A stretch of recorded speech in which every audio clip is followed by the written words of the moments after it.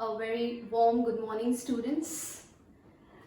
Today my lesson is on Hearts and Hands, a short story written by Henry Sidney Potter under the pen name O.Henry.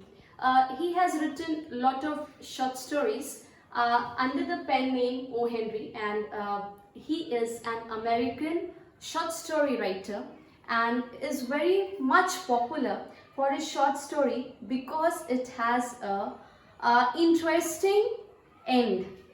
Many writers write short stories, but the popularity of Henry is because of its interesting ending. So his time span is from 1862 to 1910, and this short story, Hearts and Hands. Okay, here we will see there is a blend of reality and fantasy. Okay, there is a lot of hidden observation as a reader by us when we will go through this story. We will not go in much detail about O.Henry, but little is needed to understand the story. So, William Sidney Potter was an American writer who wrote under the pen name O.Henry. His short stories are generally known for the readiness of wit. There is gentle humor and surprise ending. As I have already told you, even if you will go on to read to his other short story, one of the common short story which was in ICSE collection 2-3 years back is The Last Leaf. It also had a surprise ending, and this time you have Hearts and Hands in your collection. It's a very short narration. It is about a meeting of old acquaintances in a train compartment. That is the background, you can say, in which the story is set up. Before beginning the story, I would like to tell you that there is the use of certain literary techniques like foreshadowing, situational irony has been used many times, and as a reader we need to hold or pay attention to the sort of ideas given to us about the end of the story or the surprise end, which will have the whole story will have the clue for the end, but we need to catch hold of it while studying it from the beginning itself. The story begins at Denver. There was an influx of passengers at a place called Denver. There was a arrival of large number of people as passengers into the coaches of the eastbound B&M Express. A train was going to B&M Express was going to east, and there was a lot of people, a large number of people who were ready to board the train. In one coach there sat, in one of the coaches there sat a very pretty young woman. Okay, a very pretty, the description is important. She was pretty, she was young, dressed in elegant taste. She was very gracefully dressed and surrounded by all the luxurious comforts of an experienced travel. When you are a frequent traveler, no, you know how to travel. You will have all the goodies with you properly arranged. Okay, and so looking at this young, pretty, elegantly dressed woman, one can make out that she was a frequent traveler. Among the newcomers were two young men, one of handsome presence with a bold, frank countenance and manner. Two newcomers, two new passengers entered the compartment or the coach, and one of them was very handsome in his look with a very bold, frank countenance. His appearance was very bold. Okay, and he appeared in a very proper manner. The other man who was accompanying him was ruffled, glum-faced man. He was looking rough and untidy, and his face was also gloomy. Heavily built, his physical stature was heavily hefty built, and he was not dressing up properly. He was roughly dressed. He somehow managed to dress himself. The two were handcuffed together. Now understand, two people entering, and both of them, one is very smart in appearance and the other one is not so handsome. He's glum-faced, gloomy, and he is handcuffed with the other. Okay, both of these passengers entered the compartment. As they passed down the aisle of the coach, as they were passing between the passage or of the coach, the only vacant seat offered was a reversed one facing the attractive young woman. The only place which they were offered to sit was facing the lady. It might be on the other side or the opposite side where the beautifully, prettily dressed, elegant young woman was sitting.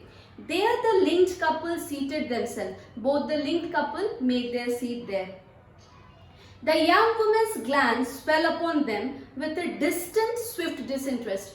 Generally, what happens? That when we travel somewhere, whether you are in a train or whether you are in a flight, anywhere, generally what we do, we just give a quick look at someone and just move our eyes, isn't it? But if we observe somebody whom we know, our way of looking changes. Same thing happened. The lady looked with quick disinterest. Then all of a sudden there was a smile brightening her countenance, and all of a sudden there was a smile on her face and a tender pink tingling her round cheeks, and there was a glow on her face. You will have to underline these words as important, that there was brightness on her face, there was a sort of shine on her face, and on her cheeks she held out a little grey gloved hand. She just took out her hand on which she was wearing a grey gloves. When she spoke her voice, when she just articulated, her voice was so sweet, so deliberate, forcefully she was speaking in such a melodious voice, proclaimed that its owner was accustomed to speak and be heard. The way she said, the way she spoke, one can make out that people just want to hear that melodious voice. Well, Mr. Easton, if you will make me speak first, I suppose I must. It seems that one of the handcuffed person's name was Mr. Easton. Okay, Easton.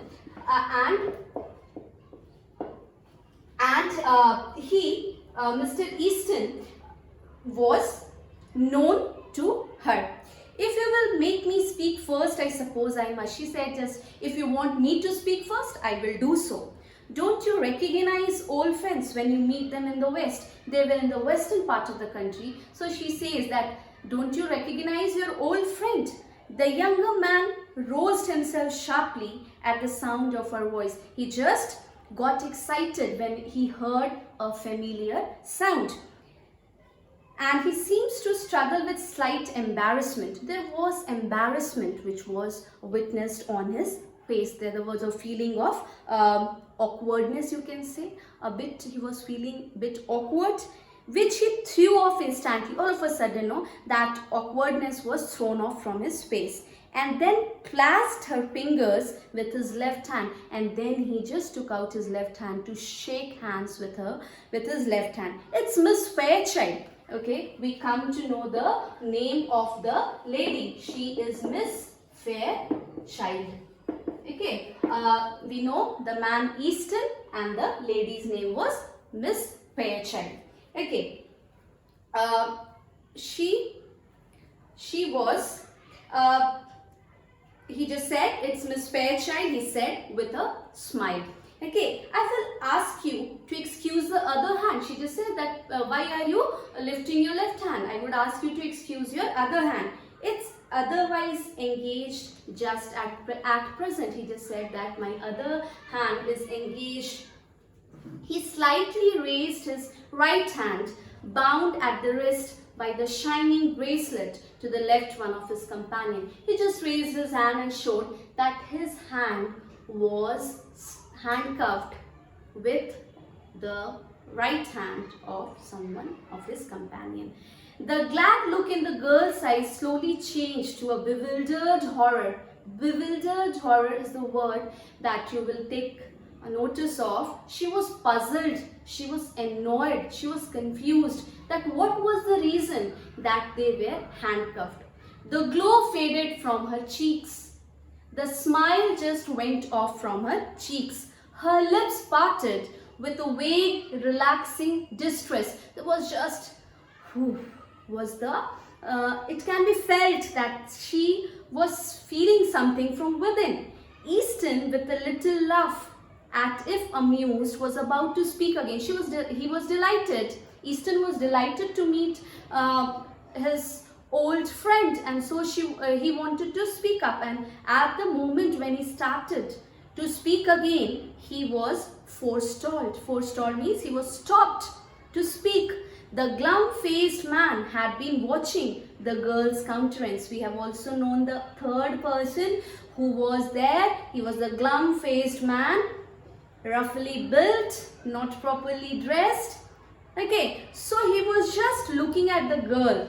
He was just looking at her face with veiled glances, with hidden look. From his keen, sharp eyes, he has been looking at it. You will excuse me for speaking, miss, but I see you are acquainted with the marshal here. He quickly took up the turn and he says that, please excuse me from speaking in between, but I think you know this man. He's a marshal. If you'll ask him to speak a word for me when we get to the pen over here is referred to Leavenworth prison, where the other person is being taken to. The criminal is being taken to. So he says that don't ask him. If you'll ask him, okay, it make things easier for me there. He is taking me to Leavenworth prison. It's 7 years of counterfeiting. For the past 7 years, he has been trying to catch hold of me, and finally he has been able to, and he is taking me there. Oh, said the girl with a deep breath and returning color. Now she got calmed down. There was a change in her expression. So that is what you are doing out here. So she made out that her friend Mr. Easton was a marshal and he is taking a prisoner to Leavenworth prison. So she just relaxed. A marshal? My dear Miss Fairchild, said Easton calmly, I had to do something. Now here to tell you, it is verbal irony. Verbal irony means in communication you just see I had to do something. Money has a way of taking wings unto itself. We all know that we need to earn. So he also says that money makes us do things. And you know it takes money to keep step without crowd in Washington. He says that if at all I would have stayed back in Washington, I would need to have money. So he just said that has made me took up the job of a marshal. I saw this opening in the West, and well, a marshalship isn't quite as high a position as that of ambassador. But the ambassador, said the girl warmly, does not call anymore. Now, Easton is trying to justify that marshal isn't quite a big post. It's lesser than that of an ambassador. But the lady, because she has met a friend and she wants to continue with her communication, so she says that ambassadorship does not have the same demand as it used to be. He need not ever have done so. You ought to know that, and so now you are one of those dashing Western heroes. She's excited about the work, the profession. She says that you are among those dashing Western heroes who ride and shoot and go into all kinds of dangers. You just get engaged in all kinds of stuff.